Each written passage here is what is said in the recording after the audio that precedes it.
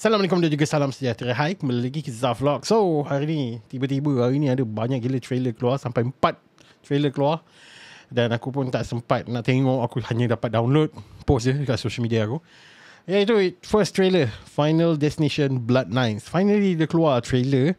Ini kalau tak silap aku Final Destination yang ke-6. Okay, dan diorang reboot balik benda ni. Tapi aku tak pasti adakah dia sambung ataupun totally reboot. Tapi ni dia dah finally keluarkan official trailer. You guys ready? Jom kita tengok sama-sama. You guys ready? 3, 2, 1. Oh, ni ke yang kaca kat dalam cawan tu?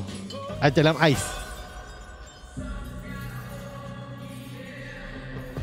Oh, alam bodoh tercampak. Aku pernah tu kaca, aku tak jumpa, tahu-tahu tercucuk kat kaki wife aku.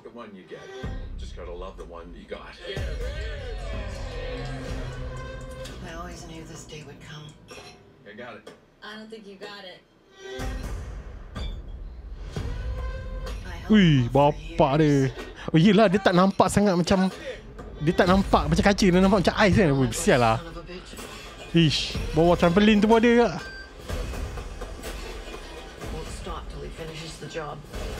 Sudah.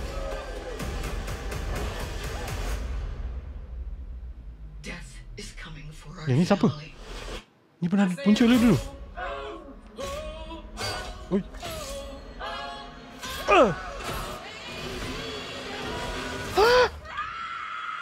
Holy shit. Itulah best Final Destination. Kau tak expect mana satu kena kat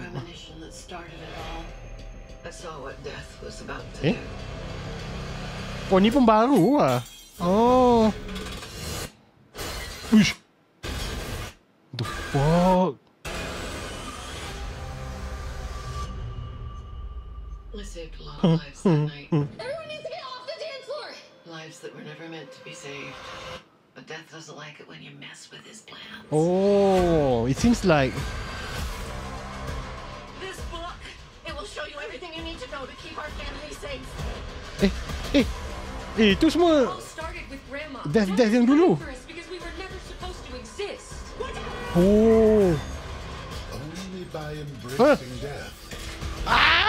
Alamak. Revolving door. Tadi ada tu Tony Stark kan? Maybe that's not actually coming for our family. Because that would be crazy.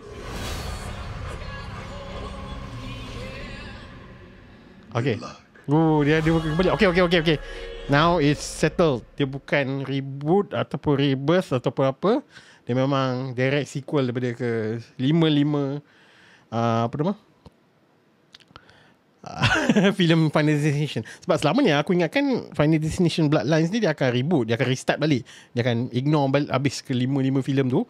Rupanya tak. Dia memang sambung, cuma dia tak ada connection sangat, kecuali aku nampak macam Tony Stark ni. Dan juga apa nama? Dia ada dokumen-dokumen tentang kematian-kematian yang dulu kan. So aku macam, oh okay, nice.